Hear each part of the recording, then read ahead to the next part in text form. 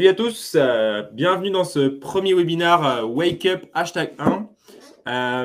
On est super content de vous trouver ici. En plus, il y a pas mal de monde en attente. Aujourd'hui, je suis avec Adrien Nisset. Ça se dit comme ça, hein? Salut à tous, ça se dit comme ça exactement. Qui est spécialisé dans la lead gen et qui aujourd'hui va aborder surtout le sujet du cold email, puisque nous, c'est un sujet sur lequel on n'est pas très très bon en interne. Et donc moi, j'ai vu un peu sa presse, ça va vraiment être très très cool. Et moi-même, je pense que je vais prendre des notes pour nous-mêmes améliorer nos stratégies en interne. Aujourd'hui, nous, on a pas mal du LinkedIn Automation, mais le cold email, c'est quelque chose qui est quand même assez différent, vous allez voir. Et donc, pour tous ceux qui sont habitués à la prospection LinkedIn, on va aborder des sujets un peu plus techniques, mais qui sont fondamentaux pour avoir une bonne stratégie de cold email. Et la prospection LinkedIn ne se faisait pas de la même manière que le cold email et que c'est un petit peu ce que tu allais nous présenter aujourd'hui. Et du coup, je te proposais un petit peu de t'introduire et de nous raconter un peu pourquoi tu es là et ce que tu vas nous partager aujourd'hui. Ok, donc moi je m'appelle Adrien, je suis content d'être là, enchanté tout le monde. J'ai bossé pendant une quinzaine d'années comme responsable marketing dans des boîtes plutôt de conseil ou de formation dans de la prestation de services B2B. Et dans ces boîtes-là, l'un des premiers leviers d'acquisition qui est utilisé très clairement, c'est le cold emailing parce que ça, on le verra un petit peu plus tard, mais en termes de budget, c'est relativement abordable. Et puis derrière, c'est vrai que ça reste un levier d'acquisition assez puissant si c'est bien maîtrisé. Et puis depuis 2 ans, un peu plus de 2 ans, je suis consultant marketing indépendant, donc j'accompagne des boîtes de secteurs complètement variés, on va dire à 90% sur des prestations de lead generation et d'acquisition client. Donc ça passe bien évidemment par la mise en place et le déploiement de campagnes de cold emailing. Et quand on parle, enfin c'est un sujet qui est beaucoup traité aujourd'hui, le cold emailing. Et quand on parle de cold emailing, on va surtout parler de copywriting, on va parler un petit peu de segmentation. On nous explique qu'il faut optimiser la délivrabilité de la boîte mail qu'on va utiliser, mais finalement, on ne nous explique pas forcément comment faire, quelles sont les différentes étapes à réaliser pour optimiser le taux de délivrabilité des campagnes qu'on va déployer derrière. Et l'objectif de cette présentation, plutôt que de se centrer sur du copywriting ou de la segmentation pour lequel il y a déjà énormément de ressources existantes sur le web, c'est vraiment de faire une petite démo simple, comment je vais paramétrer ma boîte mail pour optimiser le taux de délivrabilité. Et puis derrière, c'est de donner quelques tips, quelques astuces pour, une fois que les campagnes elles tournent, continuer à avoir un taux de délivrabilité optimal, on va dire, et plutôt s'approcher des 95% que des 70%. C'est vrai que moi, quand j'ai commencé à faire un peu de cold email il y a quelques mois et à tester ça, j'ai été assez halluciné de voir à quel point tu as beaucoup de tutos qui t'expliquent vous devez optimiser ça, mais le détail technique de comment faire et ce passage de il faut faire ça à réussir à vraiment faire ton optimisation technique et avoir la délivrabilité que tu veux, ça n'existe pas en fait. Il y a cette ressource, elle n'existe pas, peut-être parce qu'elle est un petit peu difficile techniquement. Mais du coup, c'est vraiment intéressant de pouvoir aborder ce sujet aujourd'hui et de présenter ça et potentiellement d'aller donner aussi les ressources derrière qui vont permettre aux gens de faire cette config. Ok, c'est parti. Donc, pour bien situer déjà le cold emailing, c'est pourquoi en faire et qui peut en faire. Moi, aujourd'hui, j'identifie vraiment 3 raisons principales pour lesquelles faire du cold emailing. Et la première raison principale, notamment en B2B, c'est que quand vous faites du cold emailing, vous pouvez rentrer en contact avec n'importe qui. Aujourd'hui, tous les décideurs, quel que soit votre domaine d'activité, tous les décideurs quasiment ont une boîte mail, à moins que vous cherchiez à toucher des généraux qui ont des trucs improbables et introuvables. Mais sinon, tous les décideurs ont une boîte mail. Donc le premier avantage à faire du cold emailing, c'est que vous allez pouvoir rentrer en contact avec n'importe qui à partir du moment où vous retrouvez son mail. Avec Elon Musk, avec le pape, avec votre voisine, avec n'importe qui. Le deuxième avantage, c'est qu'en termes de budget, c'est un des leviers d'acquisition qui coûte le moins cher. En gros, pour faire du cold emailing, vous allez avoir besoin d'acheter un nom de domaine. Ça va tourner autour des 5 € par an, de souscrire à un service de messagerie type Outlook ou type Gmail. Ça démarre à partir de 2 € par mois. Et puis d'un outil qui va vous permettre de router vos campagnes de cold emailing. Donc ça va être des outils type Woodpecker, type Lemlist. Vous pouvez le faire aussi avec Wallaxy si vous vous lancez dans le multicanal. On en reparlera un petit peu après. Mais ça c'est pareil, ça va tourner autour de 50 €. Même vous avez des outils un peu moins chers. Donc en gros, vous pouvez vous construire une première stack pour envoyer vos campagnes de cold emailing autour de 50 € par mois. Comparé à des leviers d'acquisition comme de la publicité sur Facebook, sur Instagram, comme des campagnes campagnes de télémarketing, même comme du mailing papier, c'est beaucoup moins cher. Aujourd'hui, hormis la création de contenu sur les réseaux sociaux qui coûte rien du tout, je ne vois pas d'autres leviers moins coûteux que le cold emailing. Donc, ça va être vraiment d'un point de vue budgétaire assez intéressant. Et il me semble que c'est, même pour aller plus loin en termes de budget, je crois que c'est Scalesia qui avait sorti une stack où en utilisant les versions gratuites des différents outils que vous pouvez utiliser pour faire du cold emailing, vous pouviez contacter jusqu'à 2000 personnes par mois en totalement gratuit. Donc ça peut être une première approche en fait pour tester différents outils et puis derrière choisir les outils qui vous conviennent le mieux. Donc deuxième levier, c'est pas cher, autant en profiter. Et puis quand c'est bien exécuté, les retours sur investissement sont quand même assez intéressants. Et enfin, le cold emailing, ça va vraiment s'implémenter dans des schémas de prospection plus globaux. Aujourd'hui, il y a beaucoup de campagnes de cold emailing où en gros, on va définir un persona bien souvent à partir de données socio-démographiques. On va déployer la campagne de cold emailing sur les cibles qu'on a identifiées qui sont identiques aux personas qu'on a identifiés. Et puis derrière, on va avoir quelques retours. Mais si en amont de vos campagnes de cold emailing, vous arrivez à mettre en place une étape de préqualification où vous allez sourcer l'intérêt des personnes que vous souhaitez shooter pour votre solution, pour votre produit, pour votre service. Et derrière, une fois que vous avez identifié ces personnes, vous déployez une campagne de cold emailing ou des campagnes de cold emailing, les résultats seront bien meilleurs. Là, typiquement, si je veux faire de la promotion pour Wallaxy, ce que je vais faire, c'est que je vais récupérer toutes les personnes qui sont inscrites au webinaire aujourd'hui, retrouver leur adresse email et ensuite j'irai implémenter une campagne de cold emailing plutôt que de me dire le persona des clients de Wallaxy, c'est des petites boîtes ou des indépendants, donc je vais aller scraper ça sur Sales Navigator et je vais déployer une campagne de cold emailing. Quand c'est implémenté dans un système plus global et que ça arrive après une étape de préqualification, les résultats sont encore meilleurs. Donc pour moi, c'est vraiment les trois principales raisons pour lesquelles faire du cold emailing. Et puis, n'importe qui peut faire du cold emailing. En fait, à partir du moment où vous cherchez à rentrer en contact avec un interlocuteur précis, que ce soit pour essayer de générer un rendez-vous, que ce soit pour l'emmener sur une landing page, je sais pas, si vous cherchez des candidats dans le cadre d'un recrutement, vous pouvez faire du cold emailing.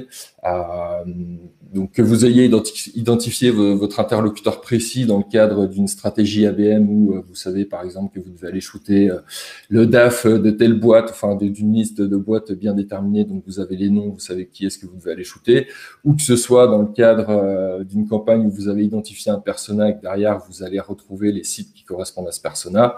Et en fait, n'importe qui aujourd'hui peut faire du cold emailing. C'est pas réservé aux marketeurs, c'est pas réservé aux personnes qui s'occupent des sales.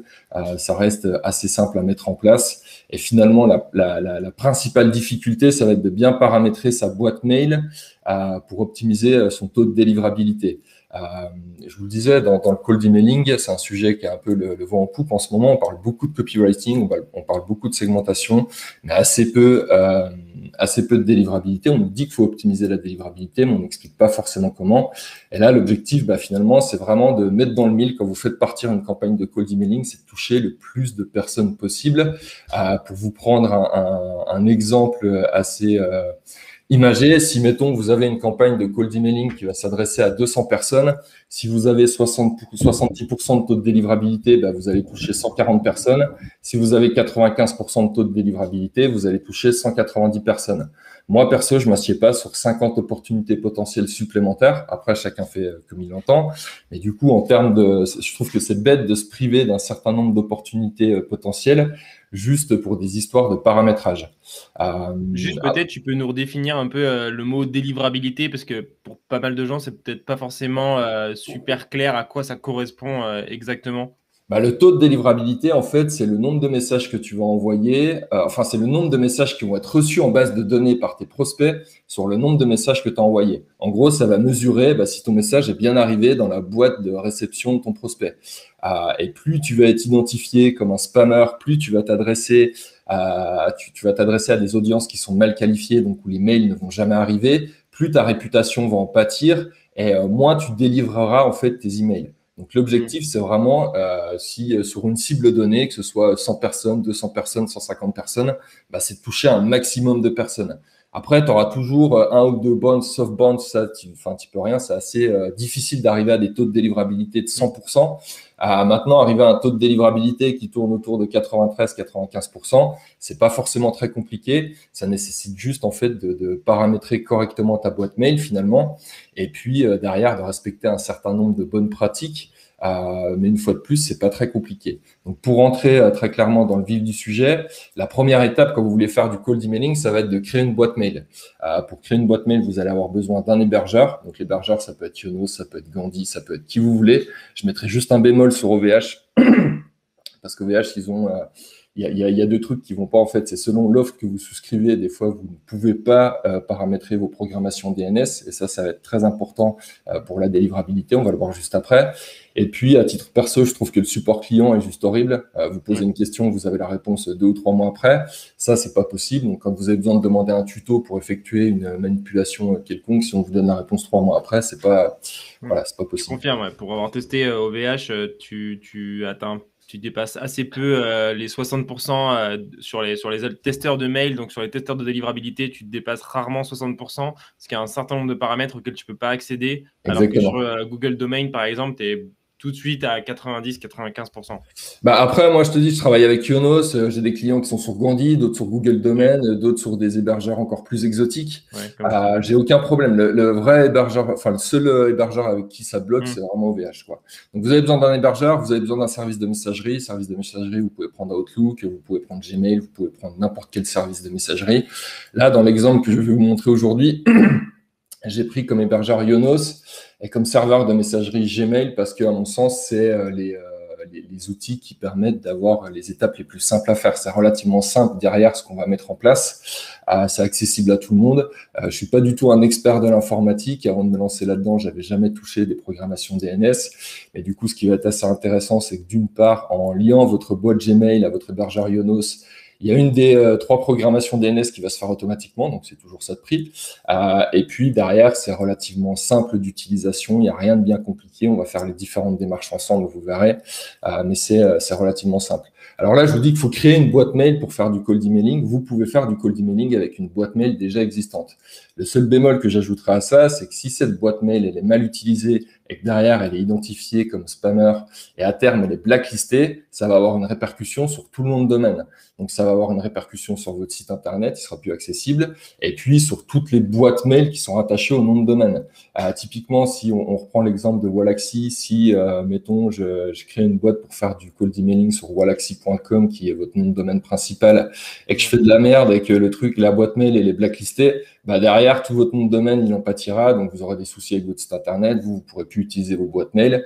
Donc la bonne, à mon sens, la bonne approche là-dessus, c'est vraiment de créer une boîte mail avec un nom de domaine proche de votre nom de domaine principal. Si on reprend l'exemple de wallaxy.com, bah voilà, je vais créer une boîte mail sur le nom de domaine wallaxy.co. Derrière, les gens ne feront pas la différence quand vous communiquerez avec eux. Effectivement, ce qu'on a fait. En plus. Voilà. Bah, que ce soit de la boîte mail wallaxy.com ou .co, les gens derrière ne feront pas la différence. C'est marrant parce que du coup, Denis de Drop Contact avait un petit peu le discours opposé. Il disait que c'était souvent très difficile de chauffer une nouvelle boîte mail sur un nouveau nom de domaine et que en général, si tu as des bonnes pratiques de cold email, utiliser ton mail principal, ça fait que tu as un mail qui est déjà chauffé depuis plusieurs années, qui a déjà un comportement normal et donc envoyer 50 à 100 mails supplémentaires par jour par rapport à les interactions normales que tu as, c'est un message moins négatif et donc tu as des meilleurs taux. C'est un peu deux écoles, si je comprends bien. Bah en fait, alors il a raison dans ce qu'il dit. Si effectivement utiliser une boîte mail qui est utilisée de façon humaine depuis des années, ça va être beaucoup plus facile à la préchauffer. Là, c'est vraiment pour prévenir un risque de blacklistage. Et aujourd'hui, je travaille avec des gens externes à mon activité, c'est mes clients, et je peux pas me permettre de pourrir leur nom de domaine principal. Ça m'est jamais arrivé, mais si ça devait arriver, j'ai juste à désactiver la boîte mail et derrière, enfin, ça s'arrête là. Leur nom de domaine n'est pas impacté. Maintenant, effectivement, si vous faites du cold emailing sur un nom de domaine déjà existant avec une boîte mail déjà existante depuis longtemps, il suffit juste de respecter les bonnes pratiques et ça marche aussi tout aussi bien. Là, le fait de créer un nom de domaine dédié, je vous dis, c'est vraiment pour se protéger en cas de problème derrière où votre site internet il n'est pas impacté, toutes les autres boîtes mail rattachées à ce nom de domaine ne sont pas impactées. Donc là, l'idée, c'est plus une mesure de protection, surtout si on est quelque part novice dans ces pratiques. Mieux vaut tester, on va dire, déjà à côté sur quelque chose qui ne risque rien, quitte derrière à repasser sur votre domaine principal. Mais là, pour le coup, mieux vaut tester. Enfin, moi, je vous conseillerais plutôt de tester sur un nom de domaine décorrélé de votre nom de domaine principal. Super clair. Donc là, on a acheté notre nom de domaine chez notre hébergeur, on a souscrit un service de messagerie. La première étape, en fait, ça va être de paramétrer vos programmations DNS. Les programmations DNS, sans rentrer dans les détails, l'idée, c'est pas de faire de vous des techniciens informatiques, et moi-même, j'en suis pas un. Mais les programmations DNS, en gros, ça va être la carte d'identité du nom de domaine et par extension du sender que vous allez utiliser. Et donc, il faut les paramétrer correctement pour que votre nom de domaine derrière puisse s'authentifier auprès des serveurs avec lesquels il va interagir. En gros, ça va envoyer des petits codes aux serveurs sur lesquels vous envoyez des mails. Si le serveur réceptionne ce petit code, il est content et il vous laisse passer. S'il ne réceptionne pas le petit code, il n'est pas content, il ne vous laisse pas passer et il vous met en spam. Donc, les 3 principales programmations DNS qu'on va devoir créer, c'est le SPF, le DKIM et le DMAR. Je vous disais tout à l'heure, dans l'exemple que j'ai pris, je vais utiliser Yonos comme hébergeur et une boîte Gmail, donc un Google Workspace comme boîte mail. En fait, quand vous allez lier votre boîte Gmail à votre hébergement sur Yonos, la liaison va se faire automatiquement et automatiquement, il va créer la programmation SPF. Donc ça, normalement, vous n'aurez pas à le faire. Si pour une raison ou pour une autre, la liaison ne se fait pas automatiquement et vous devez le faire manuellement, pas de souci, c'est relativement simple. En fait, Google a prévu un tuto à cet effet pour paramétrer le SPF. Là, on va faire le SPF. Donc, il vous explique en gros à quoi sert le SPF. Et puis, surtout, il va nous donner les valeurs à saisir dans les différentes rubriques de notre enregistrement DNS. Donc, on a la valeur pour l'hôte, pour la valeur et puis pour la TTL. Donc, on va avoir ces informations ici. Derrière, on va se rendre sur notre hébergeur. Donc, moi, là, en l'occurrence, c'est Yonos. On va aller sélectionner le nom de domaine qui nous intéresse. Donc là, j'ai sélectionné mon nom de domaine. Et derrière, vous allez dans la rubrique DNS. Tout simplement, il faut créer un enregistrement DNS. Donc, vous faites ajouter un enregistrement. L'enregistrement SPF, c'est un enregistrement texte. Et d'ailleurs, sur Yonos, ils ont une rubrique dédiée au SPF. Donc, vous cliquez dessus, vous arrivez sur cette interface. Et là, vous allez récupérer en fait les données que vous a données, que vous fournit Google. Donc, l'autre, ça va être l'arrobase. La valeur à saisir, ça va être la valeur que nous donne Google, qui est celle-ci. En TTL, il me semble qu'il faut laisser 3600 secondes, c'est égal à 1 heure. Donc, vous laissez ça par défaut. Vous faites enregistrer, ce que je vais pas faire ici parce que j'ai déjà programmé, mais vous faites enregistrer et ça va créer tout simplement votre programmation, votre enregistrement DNS. À partir de ce moment-là, il faut attendre 48 heures avant de créer le DKIM. Si vous n'attendez pas 48 heures, de toute façon, vous ne pourrez pas générer une clé DKIM. Donc, il faut attendre un minimum 48 heures avant de passer à la deuxième programmation DNS. Donc, on attend les 48 heures et ensuite, on passe au DKIM. Une fois de plus, Google a tout prévu puisqu'il nous donne un petit tuto qui est assez simple à suivre. Donc, c'est pareil, il vous explique c'est quoi une clé DKIM, comment l'activer et puis à quoi ça sert. Donc, ça va être assez simple à programmer. Pour générer votre clé, vous allez devoir générer une clé DKIM. Pour générer votre clé DKIM, vous allez vous rendre sur votre console d'administration Google. Donc, vous vous rendez sur votre console d'administration Google, vous allez dans Applications qui se situe sur la barre latérale gauche. Vous sélectionnez Google Workspace. Vous sélectionnez Gmail, qui est l'application qu'on utilise pour envoyer des mails. Et là, vous allez arriver sur les paramètres de Gmail et vous devez avoir une brique qui s'appelle Authentifier les emails. Ouais, ici, Authentifier les emails. Vous cliquez dessus. Et quand vous allez arriver sur cette page-là, si vous n'avez pas généré de clé DKIM, cet encart-là sera vide. Ce que vous faites, c'est que vous cliquez sur Générer un nouvel enregistrement. Il va vous générer donc ces valeurs-là. Et derrière, même principe, vous allez aller saisir ces valeurs sur l'interface de votre hébergeur. Ajouter un enregistrement. L'enregistrement DKIM est un enregistrement texte, c'est précisé ici. Donc c'est pareil, on va reprendre les informations qu'il nous donne. Donc le nom d'hôte, c'est google._domain_key. Et puis la valeur, c'est la valeur qui est générée ici. Vous laissez la TTL par défaut 1 heure, vous faites enregistrer et donc là, votre DKIM va être créé. Et parallèlement à ça, vous retournez sur votre espace d'administration et là, vous n'aurez pas arrêté l'authentification, vous aurez lancé l'authentification. Donc, vous cliquez sur lancer l'authentification et derrière, ça va se diffuser l'enregistrement va se diffuser dans le cloud. Donc, à ce niveau-là, vous avez déjà réalisé 2 programmations DNS. Il ne nous reste plus que le DMARC à paramétrer. Même principe que pour le DKIM, pardon. On va attendre 48 heures avant de paramétrer le DMARC. Mais une fois de plus, Google a tout prévu à cet effet. Donc là, voilà, vous arrivez sur une page où on vous explique c'est quoi le DMARC, à quoi ça sert. On va vous donner toutes les balises qui peuvent être inscrites dans une programmation DMARC. Vous en avez des facultatives. Sur Google, vous en avez même une non compatible. Et vous en avez des obligatoires. L'idée, c'est pas de faire, on va pas repasser toutes les balises une à une et dire à quoi elles servent. Ça, vous pourrez le voir par vous-même. On va partir sur un enregistrement basique, un démarre basique, qui est celui-là, qui correspond en fait à un enregistrement. On va retrouver la balise V et la balise P, qui sont les deux premières balises que vous avez ici. Et Juste derrière, pour nous rappeler, le démarre, du coup, d'un point de vue délivrabilité, ça sert à quoi? en fait, ça va te permettre, comme le SPF et le DKIM, ça va te permettre de t'authentifier auprès des serveurs que tu vas solliciter quand tu vas envoyer tes campagnes de cold emailing. Ok. Une fois de plus, si c'est pas paramétré, en fait, et d'ailleurs, si l'un des trois n'est pas paramétré, l'authentification, soit sera partielle, soit il y aura pas du tout d'authentification. Et en fonction de la perméabilité du serveur auquel tu t'adresses, tu pourras être amené à bouger directement en spam. Donc, ces trois programmations, c'est vraiment les piliers en fait de la délivrabilité. Et c'est les premières actions à mettre en place en fait quand tu veux paramétrer une boîte mail pour faire du cold emailing. Ok. Tout à l'heure, on parlait de boîtes mail, d'utiliser des boîtes mail qui sont déjà utilisées depuis un certain temps. Bien checker avant que ces programmations soient réalisées. Typiquement, j'ai un client qui, au départ de notre collaboration, voulait absolument travailler avec sa boîte mail. Donc, on a travaillé avec sa boîte mail. Et j'étais naïf, je lui ai fait confiance. Je suis pas allé checker en amont les trucs. Et en fait, la première campagne, 60% de délivrabilité. Et donc, je me suis rendu compte qu'il n'y avait rien du tout qui était paramétré derrière. Et qu'en plus, il avait une utilisation un peu exotique de sa boîte mail par ailleurs. Donc, on a recréé une boîte mail ad hoc pour lancer les autres campagnes. Mais effectivement, si vous utilisez une boîte mail déjà existante, assurez-vous bien que ces programmations DNS ont été mises en place. Donc, pour revenir sur le démarre, on va juste prendre un enregistrement simple qui correspond à ça. Donc, vous avez deux balises et puis vous avez l'adresse mail sur laquelle vous allez recevoir les rapports de démarre qu'on va vous envoyer pour vous dire si c'est bien, si c'est pas bien. Donc, vous prenez cet enregistrement et on va aller créer un enregistrement, notre enregistrement démarre.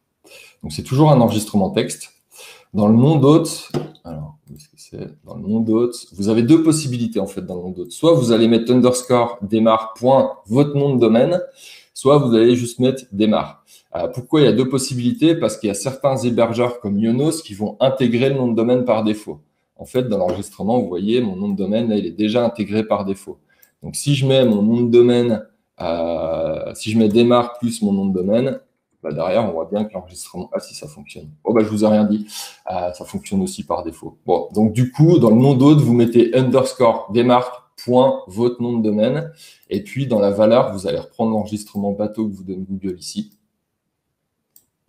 Après, si vous voulez faire des trucs plus touchy, une fois de plus, vous avez toutes les explications ici. Et vous pouvez derrière arriver à des enregistrements des marques qui vont ressembler à ça. Mais là, c'est propre à chacun. Chacun choisit de paramétrer comme il le souhaite. Là, vous Il y a un saisissez. intérêt à aller mettre des paramètres supplémentaires pour la délivrabilité où on est sur quelque chose qui n'a pas. Honnêtement, il y a peut-être un intérêt. Moi, je l'ai jamais fait. Et derrière, on fera un petit test de la délivrabilité de la boîte mail. Vous verrez que ça l'impacte pas plus que ça, Ok. quoi. Après, c'est vraiment, je pense, pour des cas spécifiques. Donc, bien aller lire justement les différentes rubriques pour savoir à quoi correspond quelle balise. Mais si, dans un premier temps, pour démarrer, vous restez sur un enregistrement basique, ça va pas changer la face du monde, quoi. Et donc là, juste bien penser à changer l'adresse mail que Google vous donne parce que c'est une adresse mail bidon. Donc à mettre l'adresse mail sur laquelle vous voulez recevoir les rapports. Et d'ailleurs, qui peut être une adresse mail décorrélée de votre nom de domaine. Derrière, sur la TTL, vous laissez une heure, vous faites enregistrer. Et donc, vous avez créé à ce moment-là votre démarre. Donc à ce niveau-là, en termes de paramétrage technique, vous avez fait le plus dur. Donc une fois de plus, c'est pas bien compliqué. Toutes les ressources sont disponibles si vous utilisez Ionos et Gmail, mais si vous utilisez d'autres applications hormis OVH, je vais insister dessus, mais toutes les ressources sont disponibles.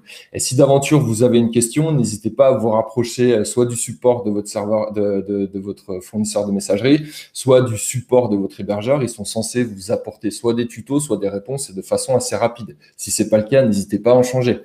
On est en 2021, aujourd'hui, c'est pas concevable qu'un service client vous réponde en 2 mois, comme ça peut être le cas chez certains prestataires. Donc voilà, ils sont censés vous donner ces informations basiques assez facilement. Donc là, vous avez paramétré vos 3 programmations DNS. Derrière, il y a 2-3 autres paramètres à mettre en place, mais ce que vous avez fait, c'est le plus dur. Une fois que vous avez fait ces programmations DNS, il va falloir rendre votre GUIS public. En gros, le WHOIS, c'est les informations du détenteur d'un nom de domaine. Et pourquoi le rendre public? Tout simplement parce que les algorithmes vont être moins méfiants vis-à-vis d'un nom de domaine dont le WHOIS est public et auquel il a accès aux informations que d'un nom de domaine dont le WHOIS est privé et où il n'aura pas accès aux informations du propriétaire du nom de domaine. Quand vous travaillez avec Ionos, par défaut, votre WHOIS, il est public. Si vous allez là, on est sur le nom de domaine, on va aller dans confidentialité et données de contact. Vous voyez qu'il nous propose un enregistrement privé, mais que par défaut, il est public. En fonction de l'hébergeur que vous allez choisir, soit il sera public, soit il sera privé. S'il est privé, il faut impérativement le repasser en public. Ça va avoir son importance et ça va jouer sur la réputation de votre sender. Mais une fois de plus, généralement, c'est une case à cocher ou à décocher. Donc, c'est pas bien compliqué. Et si d'aventure, vous trouvez pas tout seul comment le faire depuis votre hébergeur, un petit message au support client qui devrait vous donner l'information assez rapidement. Et dernier point technique où je me rends compte que j'ai pas abordé, quand vous achetez un nom de domaine, il faut activer ce qu'on appelle le certificat SSL. Le certificat SSL, c'est ce qui vous permettra d'avoir une URL qui va commencer par HTTPS et non pas par HTTP, d'avoir une URL sécurisée. Donc là, sur Ionos, en fait, quand vous achetez un nom de domaine, ici, vous avez une croix rouge plutôt qu'un cadenas vert. Vous cliquez sur la croix rouge, il vous propose d'activer le certificat SSL, vous l'activez. Et c'est pareil, c'est une étape à réaliser, à faire, parce que ça va jouer sur la réputation derrière de votre nom de domaine et par extension de votre sender. Donc en résumé, à ce niveau-là, en termes de paramétrage technique, vous programmez les 3 DNS, SPF, DKIM, DMAR. Ça, c'est vraiment important et c'est un prérequis. Si vous ne le faites pas, vous ne pourrez jamais atteindre un bon taux de délivrabilité. Donc, vous programmez ces 3 programmations, vous paramétrez ces 3 programmations, on rend le WHOIS public et on met en place le certificat SSL pour avoir une URL sécurisée. À ce moment-là, à ce niveau-là, vous avez quasiment fini la programmation de votre boîte mail pour en optimiser la délivrabilité.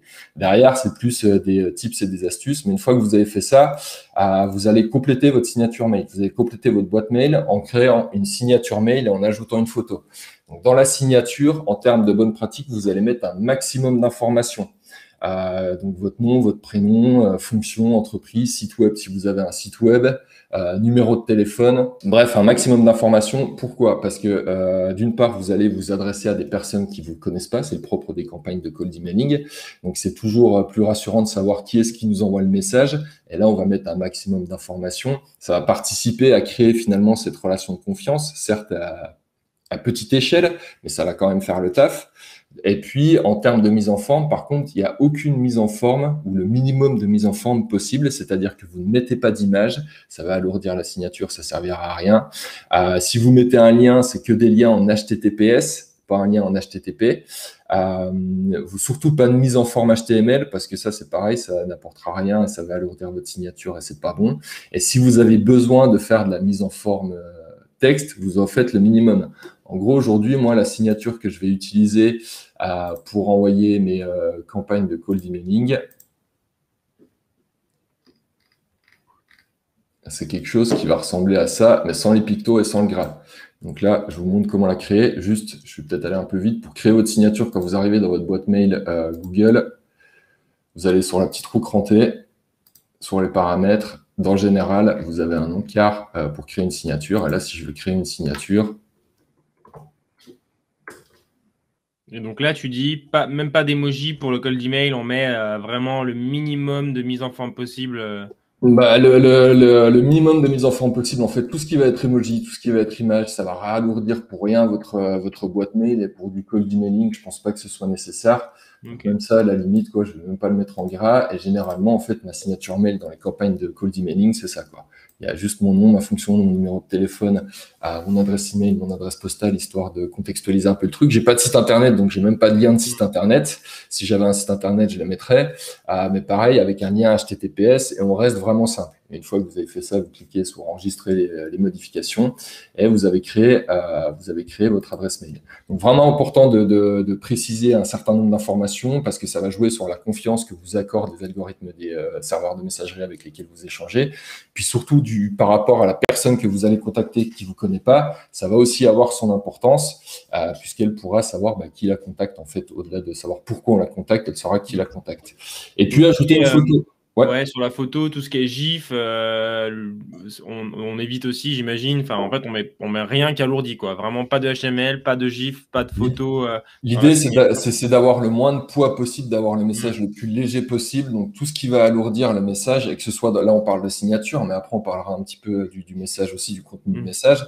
On va éviter au maximum. Il y a certains cas précis où on pourra mettre des gifs pour une raison bien précise, mais de façon générale, on va éviter au maximum. Et puis, au-delà de créer votre signature et d'avoir une signature assez synthétique, va falloir ajouter une photo. Sur Google, vous pouvez ajouter une photo, un logo, un avatar, ce que vous voulez. Google fait la différence en fait entre une photo et un avatar. Donc ajoutez bien une photo, pas un avatar, pas un logo, une photo. mm. Ça va jouer au niveau de votre réputation vis-à-vis des algorithmes. Et puis accessoirement, une fois de plus, vous vous adressez à des gens qui ne vous connaissent pas. Donc c'est toujours mieux de recevoir un mail avec la photo d'une personne plutôt qu'un logo ou un avatar. Donc, rajoutez une photo. Et là, une fois de plus, c'est assez simple. Si vous ne trouvez pas l'info, vous pouvez taper ajouter une photo sur votre profil Google. Mais en termes de pratique, vous vous rendez sur votre console d'administration. Vous allez sur utilisateur. Vous sélectionnez l'utilisateur pour lequel vous souhaitez rajouter ou modifier une photo. Vous cliquez sur la photo et vous allez changer, supprimer, rajouter la photo. Vous faites valider et votre photo, elle est implémentée. Donc à ce niveau-là, en termes de paramétrage technique pur, on va dire, on a fait tout ce qu'il fallait faire.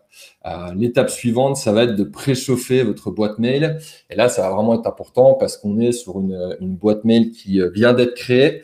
Donc c'est une étape qui reste relativement importante. Et l'objectif de cette phase de préchauffage, c'est en fait de simuler l'activité humaine de votre boîte mail pour qu'in fine, tous les serveurs avec lesquels vous allez être en relation se disent schématiquement, c'est pas un robot qui gère la boîte mail, mais c'est bien un humain qui envoie ses emails un à un de façon humaine, de façon personnalisée. Et c'est vraiment éviter d'être catégorisé, on va dire, comme un robot.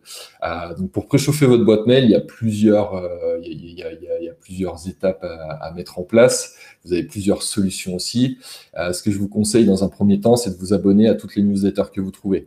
Ça va simuler en fait la réception d'emails dans votre boîte mail. Donc pour ça, vous pouvez aller sur des sites comme BuzzFeed, comme Le Monde, comme France Télévisions. Généralement, les sites de médias, ils ont plein de newsletters. Donc vous vous abonnez à toutes les newsletters. Vous validez, vous confirmez l'abonnement à la newsletter, sinon vous ne les recevrez pas. C'est un peu relou à faire, mais vous n'avez qu'une fois à faire cette étape. Et puis derrière, vous allez recevoir tous les jours un certain nombre de messages. Petite précision quand même avant de faire ça, si vous voulez pas que votre boîte mail elle soit complètement pourrie, parce que si vous n'activez pas en fait les différentes catégories réseaux sociaux, promotion, notification, tout va arriver dans votre boîte mail principale. Donc avant de passer par cette étape, pensez bien à activer les différentes catégories de votre boîte mail, donc réseaux sociaux, promotion, notification, forum. Vous allez ici, vous cliquez, vous les activez, vous enregistrez. Et derrière, ça fera que toutes les newsletters que vous recevez, elles n'arrivent pas dans votre boîte principale, mais elles arrivent généralement ou dans promotion. Donc là, vous voyez toutes les newsletters auxquelles je suis abonné, avec des newsletters, ou dans notification. Mais ça vous permet comme ça d'avoir une boîte principale qui reste propre. J'ai partagé un petit article où j'avais fait j'ai partagé un petit article dans le chat où j'avais fait 2-3 petits scripts que tu mettais dans ta console pour t'abonner en un clic à toutes les newsletters BuzzFeed et toutes les valider. Donc, n'hésitez pas à aller voir si vous voulez gagner du temps sur cette partie. Effectivement, c'est un peu relou quoi à faire manuellement. Après, même si vous le faites manuellement, c'est l'histoire d'une demi-heure et derrière vous êtes Oui. peinard quoi. Et donc suite à cette étape, va falloir en fait vous inscrire sur un service de warm-up. Ça, vous pouvez le faire manuellement. Si vous voulez le faire manuellement, en fait, le service de warm-up, ça va simuler l'échange de mails entre différentes boîtes mail. Donc, si vous voulez le faire manuellement, vous allez créer une quinzaine, une vingtaine de boîtes mail sur des messageries différentes, donc sur du Outlook, sur du Yahoo, sur du Gmail, et vous faites interagir ces boîtes mail entre elles pendant un certain temps. C'est super chronophage. En fait, vous pouvez le faire uniquement à la main, mais c'est super chronophage. Donc, je vous invite vraiment à vous inscrire sur un service de warm-up qui va automatiser cette étape et qui surtout va le faire à plus grande échelle, où vous allez non pas échanger avec 15 ou 20 boîtes mail, mais avec des centaines. En termes de service de warm-up, si vous faites déjà du cold emailing, vous avez un abonnement à Lemlist. Lemlist propose un service de warm-up intégré dans son abonnement, donc n'hésitez pas à l'utiliser. C'est plutôt bien foutu, c'est assez simple à mettre en place. Par contre, ne vous abonnez pas juste à leur service de warm-up. 30 balles par mois pour du warm-up, c'est un peu du vol. Donc, si vous avez déjà un abonnement pour faire du cold emailing, utilisez leur service de warm-up. Si vous n'avez pas d'abonnement, on va prendre une autre solution.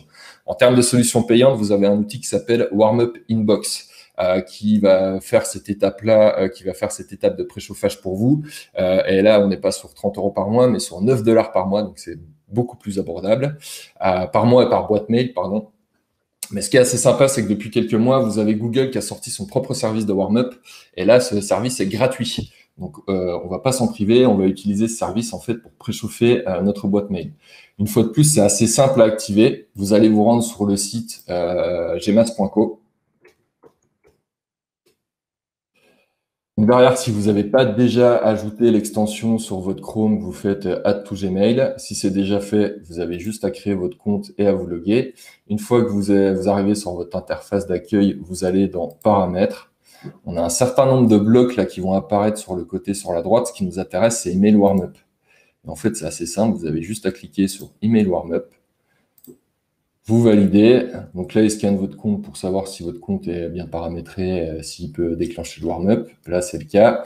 Et derrière, il va vous proposer un certain nombre de critères à paramétrer. Vous pouvez laisser ceux qui sont paramétrés par défaut. En gros, ça nous dit qu'il va commencer par envoyer 2 emails sur notre boîte mail par jour, qu'il va augmenter cette volumétrie tous les jours de 2 emails jusqu'à arriver à un max de 200 emails par jour, et qu'on va répondre à 30% des emails qu'on va recevoir. Donc ça, vous pouvez le laisser par défaut, ça fonctionne très bien. Vous faites Save. Et derrière, vous allez en fait avoir votre système de warm-up qui va être activé. Voilà, c'est activé, c'est terminé. Normalement, si ça a marché, je dois recevoir un message qui me dit que ça a commencé. Donc, Gmas auto warm-up has started for telle adresse mail. Et donc là, vous avez effectué grosso modo 99% des paramétrages techniques pour utiliser une boîte mail pour faire du cold emailing. L'étape d'après, en fait, ça va être d'attendre pour vous. Vous allez attendre une quinzaine de jours ou 3 semaines, le temps justement que ce préchauffage se fasse, que les échanges entre les différentes boîtes mail se fassent. Puis une fois que vous avez attendu la période de 15 jours, 3 semaines, essayez d'attendre 3 semaines, on va dire. On va aller tester la délivrabilité de notre boîte mail. Donc pour ça, vous avez des services payants, mais vous avez également des services gratuits. Donc on va se servir d'un service gratuit qui s'appelle mailtester.com, où en gros, vous allez prendre un email que vous souhaitez envoyer dans le cadre d'une campagne de cold emailing, et puis vous allez le tester sur ce service. Donc là, on va reprendre un email. J'en avais préparé un par défaut, donc c'est un email bateau. Tac. On va aller copier-coller l'adresse mail que Mailtester nous donne. Et donc, on lui envoie notre email en phase de test finalement. Et derrière, on va aller vérifier notre score en termes de délivrabilité.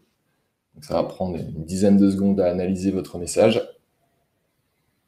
Donc derrière, il va vous donner une note. Donc l'objectif, c'est d'avoir la note la plus élevée sur 10. Puis il va vous donner des indications. Si d'aventure votre note n'est pas de 10 sur 10, il va vous donner des indications pour corriger un certain nombre de paramètres, que ce soit dans votre message ou que ce soit dans les enregistrements. Là, par exemple, il nous dit que le message pourrait être amélioré. On va aller voir pourquoi le message pourrait être amélioré. Donc, toutes nos images, c'est parce qu'il n'y a pas de lien unsubscribe dans mon message. Donc, il considère que c'est un défaut. Je vous expliquerai après pourquoi je ne mets pas de lien unsubscribe dans les messages, même si c'est pas très RGPD friendly, mais c'est quand même, je reste quand même dans les clous vis-à-vis de la réglementation. Et puis après, vous avez tout un tas d'informations. Là, il nous dit qu'on n'est pas blacklisté, qu'il n'y a pas de lien brisé. Bref, il nous dit qu'on est plutôt bon, qu'on s'est parfaitement authentifié. Ça va être important puisque ça va nous dire que le SPF est bon, le DKIM est valide, votre message a réussi le test démarre. Et si les 3 programmations DNS qu'on a vues tout à l'heure ne sont pas paramétrées correctement, à ce niveau-là, vous n'aurez pas que des coches vertes et vous pourrez voir en fait ce qui ne va pas. Donc, ça va être assez intéressant finalement à utiliser ce service parce que ça va vous indiquer si le problème il vient de votre message, si le problème il vient de vos paramétrages. Et puis derrière, vous allez pouvoir mettre finalement les actions correctives nécessaires pour optimiser la délivrabilité.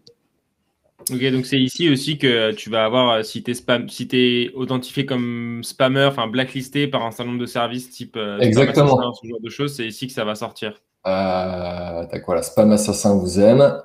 Il m'aime, et c'est ici. Là, vous avez en fait toutes les listes de blacklistage, et donc on vous dit votre serveur n'est pas blacklisté sur tel serveur, tel serveur, tel serveur. Donc, si d'aventure vous êtes blacklisté, ça apparaîtra dans cette liste. Donc ça peut être assez intéressant. Dans les outils payants un peu plus poussés, vous pouvez utiliser aussi un outil qui s'appelle MXTool. Non, j'utilise un truc qui s'appelle MX Tools. Ok. Qui marche plutôt pas mal aussi. Par contre, c'est payant. Après, une fois de plus, l'objectif de la présentation d'aujourd'hui, c'est vraiment de montrer des choses simples et puis des choses gratuites à utiliser pour la plupart du temps et de pouvoir vous en sortir comme ça. Donc là, vous avez attendu, vous avez testé votre délivrabilité. Normalement, vous êtes bon pour lancer vos premières campagnes de cold emailing. Vous êtes chaud patate.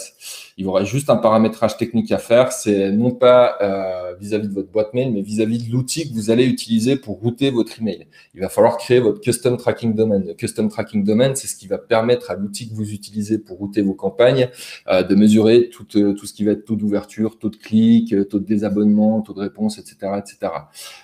Donc là, on va prendre l'exemple de Lemlist, qui est un outil assez commun pour voir comment créer son custom tracking domain sur Lemlist. Mais après, en fonction de l'outil que vous utilisez, normalement, on va vous donner une procédure à déployer. Une fois de plus, c'est pas très compliqué et faites-le parce que ça va avoir aussi un impact en termes de délivrabilité.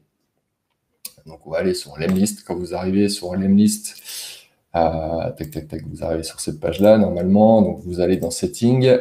Et tout en bas de la première page, User, vous avez un truc qui s'appelle Custom Tracking Domain. Donc là, vous allez taper l'URL de votre site, vous faites check. Derrière, il va vous demander chez quel hébergeur vous êtes. Soit vous mettez l'hébergeur chez qui vous êtes, s'il n'est pas dans la liste, vous mettez Another One. Et ce qui va être intéressant, c'est qu'il va nous donner en fait les valeurs à saisir dans nos programmations DNS pour créer ce Custom Tracking Domain qui est un enregistrement DNS qu'on va créer directement sur notre hébergeur. Donc là, on retourne sur l'hébergeur. On va sélectionner le nom de domaine qui nous intéresse. On retourne dans les programmations DNS. Ajouter un enregistrement. C'est un enregistrement du type CNAM. Donc là, on fait attention, on ne sélectionne pas texte, on sélectionne bien CNAM. Derrière, en termes de nom d'hôte, on prend ce qu'il nous donne tout simplement. Donc là, c'est trail. En termes de valeur, vous copiez-collez également ce qu'il vous donne. Par défaut, sur la liste de mémoire, je crois que c'est 2 heures. Donc, vous mettez 2 heures ici. Vous faites enregistrer de ce côté. Donc là, il me dit que ça marche pas parce que j'ai déjà un tracking custom domain paramétré, mais vous faites bien enregistrer. Et puis derrière, vous faites setup my tracking domain et il vous est bon. Voilà, ça l'a pas fait parce que je suis pas sur le bon site. On va essayer avec un autre site. On va essayer avec mon site à moi. Enfin, mon nom de domaine à moi, plus précisément. Ça l'est déjà fait. Donc, on retrouve les valeurs qu'il m'a données. Trail. Là, dans mon nom de domaine, il faudra bien que je mette custom.lemlist.com. Vous faites enregistrer. Vous n'oubliez pas de passer ça à 2 heures. Vous faites enregistrer. Bon, là, ça ne me le met toujours pas parce que je l'ai déjà créé. Et derrière,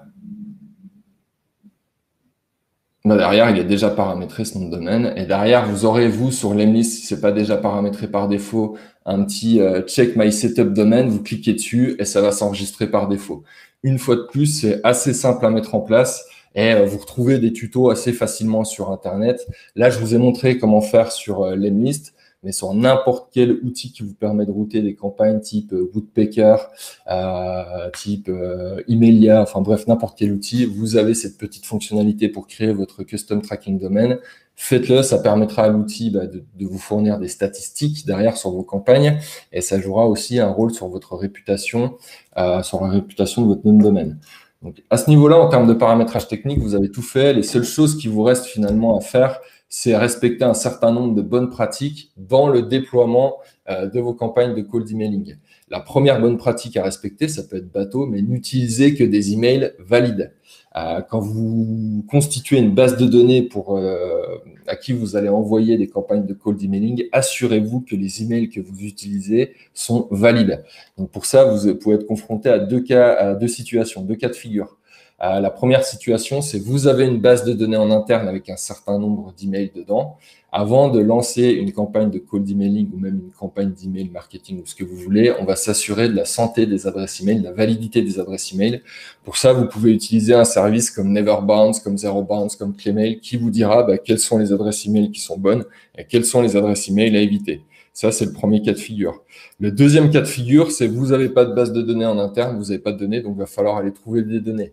La majorité des personnes, en fait, aujourd'hui, vont travailler avec Sales Navigator. On définit un persona, on va retrouver les profils qui correspondent à ce persona sur Sales Navigator. Ensuite, on va aller scraper ces profils avec Phantom Buster.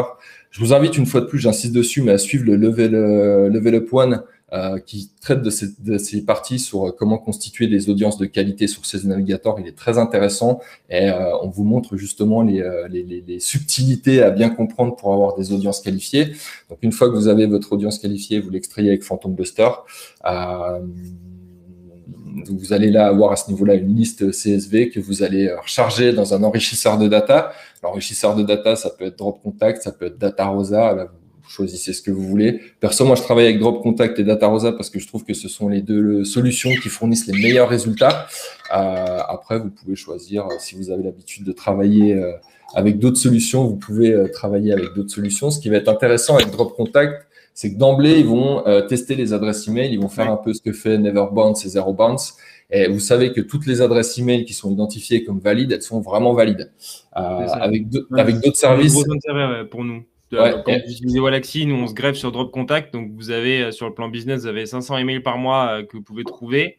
Et tous ces emails sont automatiquement vérifiés. Donc, normalement, vous n'avez pas ce problème de devoir vérifier si vous allez bounce. Normalement, vous ne devez pas avoir de mails qui bounce parce qu'eux-mêmes font cette vérification. Ouais, ça, c'est effectivement, ça va être assez intéressant. Après, si vous utilisez une autre solution, n'hésitez pas à repasser votre fichier derrière dans Neverbounce ou ZeroBounce pour vous assurer vraiment de la qualité des emails. Donc, quand vous voulez créer une base de données depuis en partant de zéro, vous allez utiliser cette solution ou une solution qui est sortie il n'y a pas très longtemps et que je trouve plutôt pas mal, qui est d'aller utiliser un scénario de Wallaxy, qui est d'aller utiliser donc le scénario plutôt sur Wallaxy. Hop. Et en fait, ce qui va être assez intéressant, donc c'est que l'outil, donc vous chargez vos prospects, l'outil, donc Wallaxy va aller visiter le profil des personnes, va vous retrouver le mail, donc soit il y a un email, soit il n'y a pas de mail. Mais ce qui va être assez intéressant, c'est dans l'ajout de prospects, ce que vous pouvez faire. Donc c'est bien évidemment importer des listes déjà existantes ou faire de l'auto-import, notamment à partir d'ici. Donc là, vous allez pouvoir sélectionner des listes que vous avez déjà en fait créées sur Sales Navigator. Et ces listes sont mises à jour. Vous pouvez choisir de mettre à jour ces listes tous les jours ou toutes les semaines. Et ce qui va être sympa, c'est par exemple si vous choisissez de mettre à jour votre liste toutes les semaines, vous faites tourner ce scénario et toutes les semaines, en fait, vous allez enrichir votre base de données de nouveaux contacts pertinents.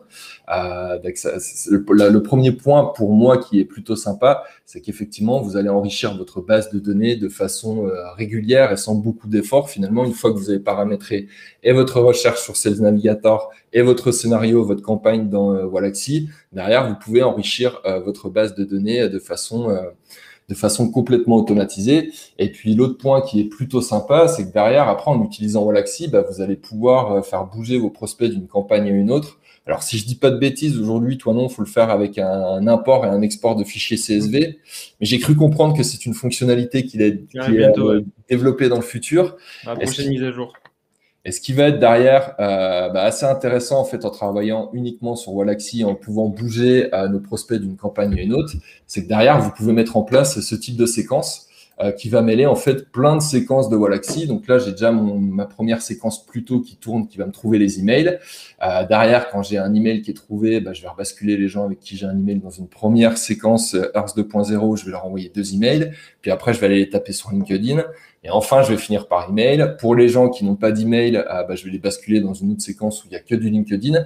Mais ce qui est assez sympa finalement, c'est que vous centralisez tout sur le même outil, sur la même interface. Même si vous utilisez 2 canaux, et ça vous permet de gérer en fait vos campagnes de façon assez simple.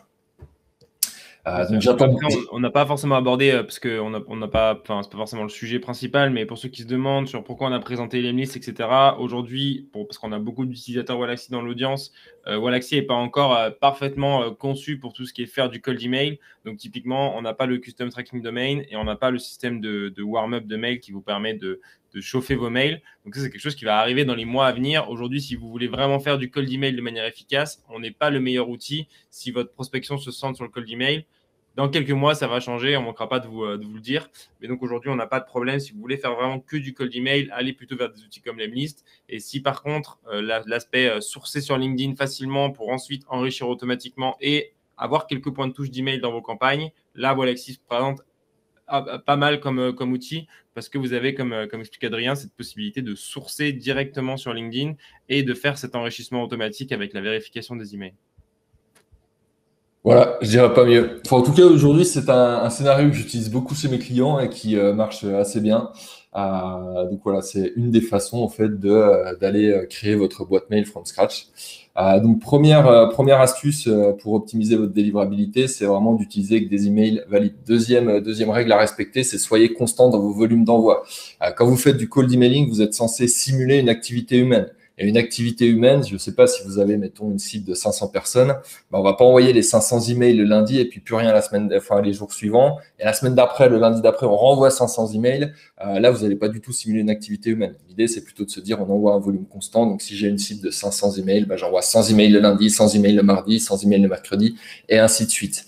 Je peux pas vous le dire autrement. Il faut vraiment être constant dans vos volumes d'envoi puisque ça va avoir un impact aussi auprès des serveurs avec lesquels vous allez interagir, des algorithmes avec lesquels vous allez interagir. Et si effectivement vous envoyez 500 ou 1000 emails un jour donné, enfin de toute façon en cold emailing, je vous déconseille d'essayer d'envoyer plus de 500 emails par jour. Mais si vous envoyez 500 emails un jour donné, qu'il se passe rien pendant 2 semaines et qu'après vous renvoyez 500 emails, rapidement votre boîte va être identifiée non pas comme une boîte humaine, mais comme une boîte gérée par un robot. Et donc ça va avoir un impact sur votre délivrabilité. Troisième tip, c'est utiliser un outil adapté. Donc là, on a parlé de Woodpecker, on a parlé de Lemlist, qui sont vraiment des outils adaptés pour le cold emailing. Surtout, n'utilisez pas un outil de type email marketing comme Mailchimp ou Sendinblue. Ça, c'est pas des outils qui sont adaptés pour le cold emailing et ça aura une répercussion réelle sur votre taux de délivrabilité. Donc, utilisez bien des outils adaptés pour envoyer vos campagnes de cold emailing, quitte à démarrer juste en le faisant à la main, hein, tout simplement. C'est aussi une possibilité. Après, si vous êtes sur des volumes assez importants, ça va devenir vite relou. Et là, vous passez sur un outil comme Lemlist, comme Woodpecker, et après, il y en a plein d'autres qui sont existants sur le marché. Vous êtes libre de choisir l'outil que vous voulez. Assurez-vous de vous adresser à une audience qualifiée. Ça, c'est pareil, c'est bateau à dire, mais ça va avoir une incidence sur votre délivrabilité. Si vous envoyez des messages à des personnes qui n'ont pas d'intérêt pour votre solution, qui n'ont pas d'intérêt pour vos produits ou vos prestations de services, peut-être que la première fois, il va se dire que vous êtes trompé, mais la deuxième fois, il ne va pas vous louper. Donc, il va vous identifier comme un spammer. Et si derrière, sur votre audience, il y a 60% de l'audience qui est mal qualifiée et qui n'est pas intéressée par ce que vous proposez, ils vont tous avoir le même réflexe, à savoir vous identifier comme spammer. Et derrière, ça va jouer sur votre taux de délivrabilité. Donc, assurez-vous de vous adresser à une audience qualifiée. Et en cold emailing, il n'y a pas besoin de faire des emails sur 1000 ou 2000 ou 3000 personnes. Hein. Vous pouvez commencer à travailler sur des audiences de 150 personnes. Si elles sont qualifiées, vous devez avoir des résultats normalement. Je discutais l'autre jour avec un prospect qui me disait j'ai envoyé 2000 emails, j'ai eu 2 rendez-vous. Donc, si j'en envoie 20 000, j'aurai 20 rendez-vous. C'est pas du tout la mentalité ni l'optique du cold emailing, mais c'est plutôt de maximiser justement les retours qu'on a par rapport à la base sur laquelle on travaille, mais sachant que généralement les audiences qui sont ultra qualifiées et bien segmentées sont des audiences qui sont relativement petites en termes de volumétrie. Dans le corps de vos messages, le minimum de liens est que des liens HTTPS. Ça joue sur la réputation de votre sender. Ne mettez pas de lien de désinscription. Donc là, normalement, tous les ayatollahs de la RGPD vont me sauter dessus. J'ai pas dit ne mettez pas de moyens de désinscription. J'ai dit ne mettez pas de lien de désinscription. En fait, mettre un lien de désinscription, ça va directement montrer aux algorithmes que vous utilisez un outil pour envoyer vos campagnes. Donc, ça va vous identifier comme un robot. Et puis, même vis-à-vis des personnes à qui vous envoyez, des prospects à qui vous envoyez vos messages, derrière, ils vont se rendre compte qu'ils sont dans une boucle automatisée et ça casse un peu le délire du cold emailing. Donc, ce que vous faites pour rester dans les clous vis-à-vis de la RGPD, c'est que vous ne mettez pas de lien de désinscription. Par contre, vous mettez une petite phrase en dessous de votre signature du style « Si vous souhaitez plus recevoir de communication de ma part, répondez stop » ou « N'hésitez pas à m'en faire part ou à me le faire savoir ». Bref, vous mettez la tournure que vous voulez, mais vous indiquez à la personne comment notifier le fait qu'elle ne souhaite plus recevoir de messages de votre part. Alors, ça va être un peu relou à traiter en termes derrière de stop mail, mais si vous vous adressez à une audience qualifiée, théoriquement, vous ne devriez pas avoir beaucoup de désinscriptions. Donc, le jeu en vaut la chandelle. Donc, pas de lien de désinscription, plutôt un moyen de désinscription, mais vraiment, on évite le lien. Ensuite, envoyez les emails en votre nom propre. Le sender que vous allez utiliser, ça doit être un sender personnifié. Pas de marketing@compagnie.com et de promotion@compagnie.com. Tout ça, ça va jouer sur votre délivrabilité. Donc, vous êtes censé envoyer vos campagnes manuellement, ou en tout cas simuler l'activité humaine. Donc, le premier conseil que je peux vous donner, c'est d'avoir une boîte mail qui vous représente en tant qu'humain. Donc, on va avoir un prénom.nom@compagnie.com ou un nom@compagnie.com, mais vraiment une boîte mail personnifiée. Et enfin, dernier conseil ultra bateau, vous évitez les spam words, tout ce qui va être gratuit, en gros, en gras dans l'objet. Vous pouvez taper liste de spam words 2021 sur Google, il va vous sortir une liste. Bref, vous évitez d'introduire ces mots spam, ces spam words dans vos campagnes, que ce soit dans les objets ou que ce soit dans le contenu de vos messages. Donc voilà, en termes de paramétrage et de règles à respecter, on est bon. Là, il vous reste juste à travailler sur les séquences de messages. Et donc, dans la séquence de messages, en fait, je vais pas parler de copywriting. Je vous l'ai dit en amont et unpopular opinion, mais je pense que c'est surcoté le copywriting, dans le sens où si vous vous adressez à une audience qui est pas qualifiée, si votre boîte mail elle est mal paramétrée, vous avez un taux de délivrabilité misérable, vous pouvez mettre tous les copywriters du monde sur vos messages, vous ferez pas de vente. De toute façon, si votre audience elle est pas qualifiée, si vous vous adressez pas aux bonnes personnes, c'est pas le copywriting qui fera vendre vos produits. A contrario, si vous adressez à une audience qualifiée mais que vous n'êtes pas super bon en copywriting, vous vendrez quand même vos produits ou vos services parce que vous répondez à un vrai besoin. Donc, le point névralgique pour moi, c'est vraiment au niveau de l'audience. Alors effectivement, après, le copywriting vous permettra d'améliorer vos performances. Aujourd'hui, on nous vend ça comme la compétence à détenir pour vendre absolument. À mon sens, c'est pas vrai. Ça va nous permettre d'optimiser, d'améliorer, mais c'est pas ce qui va nous permettre de vendre. Si vous vous adressez à une audience qualifiée, que votre produit ou votre service répond à un besoin, vous vendrez. Donc, je ne parlerai pas de copywriting. Par contre, en termes de séquence, le premier point que j'aimerais souligner avec vous, c'est de prévoir des relances, de prévoir des follow-up. Il y a beaucoup de personnes avec qui je travaille, quand je leur demande, voilà, vous avez envoyé un premier message de prospection, vous n'avez pas eu de réponse, qu'est-ce qui s'est passé après? Rien du tout. En fait, on attend que la personne nous réponde. Il y a des verticales, typiquement les DRH ou les responsables de formation qui doivent recevoir une dizaine de messages de prospection par jour.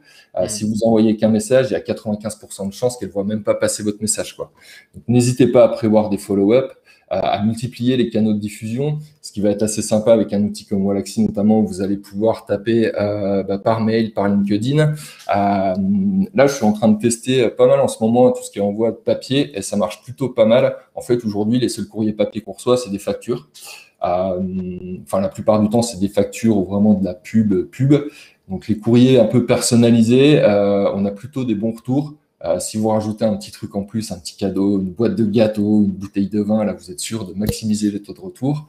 Mais pour garder, l'idée à garder en tête, c'est de prévoir des relances. Quand vous vous adressez à quelqu'un, il faut le relancer 1, 2, 3, 4 fois. Après, à vous de trouver le juste équilibre entre relancer une personne pour qu'elle nous réponde et ne pas passer pour le gros relou. Mais vous avez certaines industries où on se rend compte des fois qu'il faut 5, 6, 7 points de contact avant d'avoir une interaction avec la personne. Donc, si effectivement vous envoyez un seul message, il y a peu de chances finalement que vous ayez des résultats. Donc, prévoyez pour cette partie postale, tu utilises un outil pour le faire automatiquement, tu le fais manuellement, tu te synchronises, comment tu configures sans rentrer trop dans les détails, mais… C'est pas lié en fait aux campagnes digitales. Alors après, effectivement, j'ai un rétro-planning où je sais quand est-ce que je dois envoyer mon courrier postal, mais j'utilise un outil qui s'appelle My Sending Box. Qui est plutôt pas mal, qui nous permet d'envoyer des courriers derrière et tu peux même rajouter un colis si tu veux avec. Donc on l'a fait chez un client avec des boîtes de gâteaux. C'est plutôt bien passé, on a eu des très bons retours. Mais vous pouvez donc rajouter effectivement une étape courrier postal. Après, vous pouvez aussi faire de la messagerie vocale. Il y a voicemailing. Je crois que c'est le nom qui vous permet de tomber directement sur les répondeurs et de faire de la messagerie vocale. Et tout ça pour dire que n'hésitez pas à multiplier les relances, quoi. Est-ce que tu as des contenus à nous partager là-dessus quelque part, peut-être Non, j'ai pas de contenu. J'ai pas de contenu à vous partager parce que pour la bonne et simple raison que contrairement à ce que tu as posté, il n'y a pas de template qui existe qui convertit. Effectivement, là pour le coup, on voit beaucoup de ressources ou d'entrepreneurs qui vous promettent des templates qui vont convertir à chaque fois. C'est faux. Ça va vraiment dépendre de votre audience, de ce que vous vendez. Donc après, effectivement, il y a un certain nombre de bonnes règles à respecter en termes d'écriture des messages. Il faut être plutôt concis, il faut être plutôt court parce qu'on s'adresse à des personnes qu'on ne connaît pas. Mais en termes de template en tant que tel, Enfin, je pourrais vous présenter des trucs, mais ça marcherait pas dans toutes les Bien sûr. situations parce que c'est vraiment adapté à chaque audience et puis à chaque client.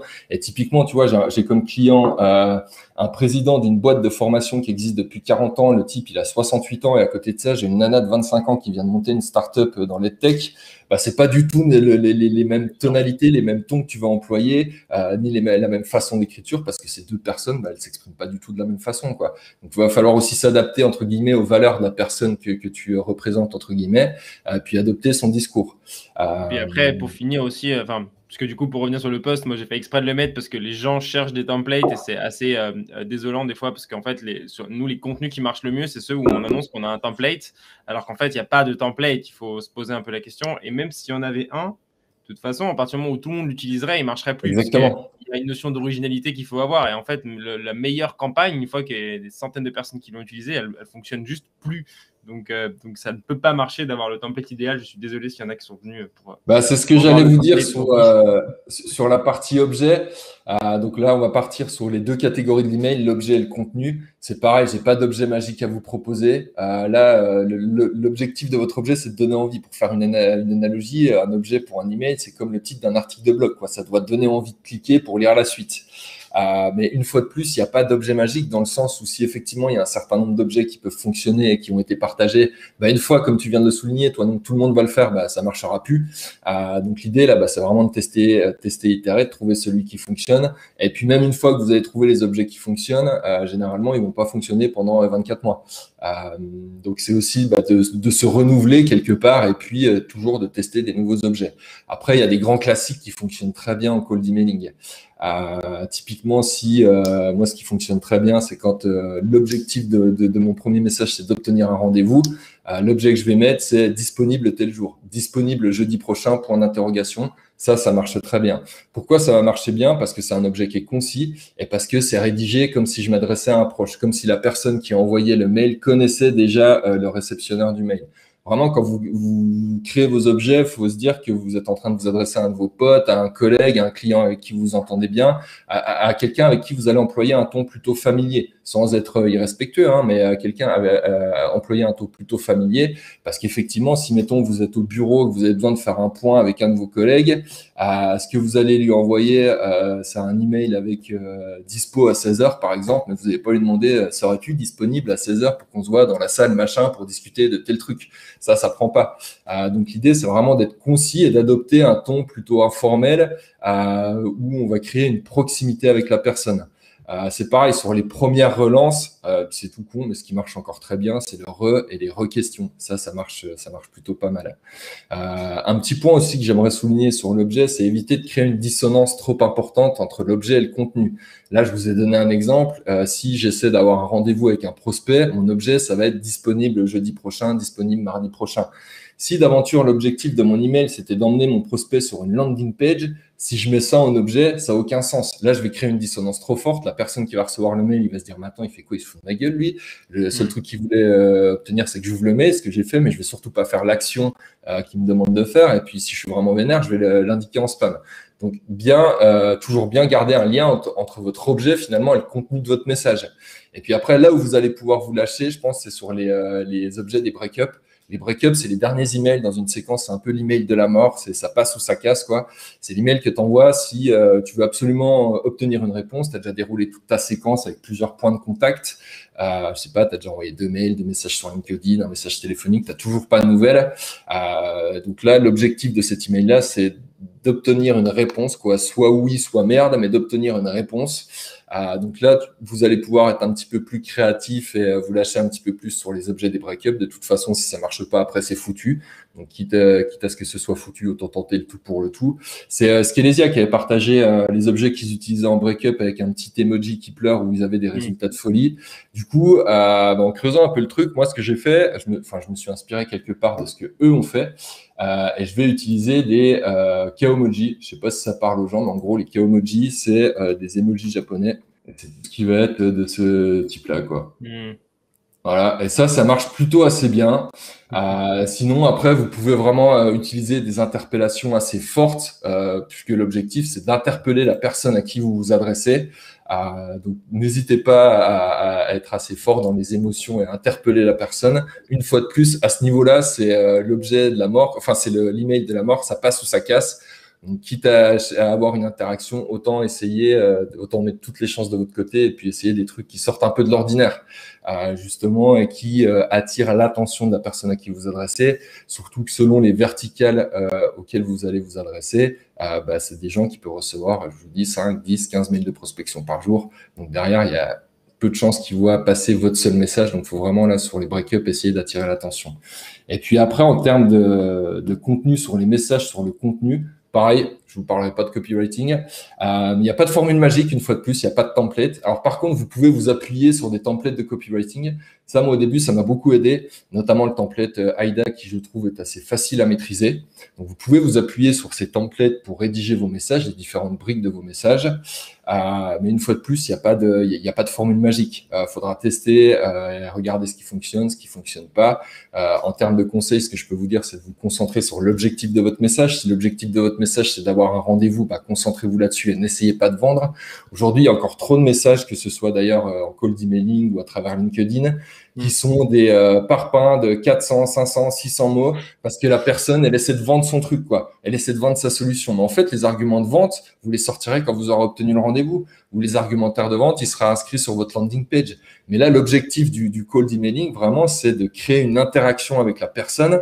Donc, n'essayez pas d'inclure tous vos arguments de vente et de montrer que vous êtes les meilleurs du monde. L'objectif, là, c'est plutôt de montrer que vous avez compris la problématique de la personne à qui vous adressez, que vous lui mentionnez que vous avez une solution qui peut résoudre sa problématique. Et derrière, on va passer sur le call to action.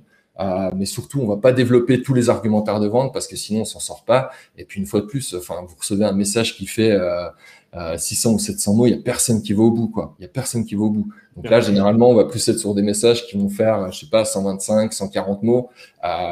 Mais au-delà, c'est pas nécessaire. Donc, on se concentre sur l'objectif, on met pas ses arguments de vente.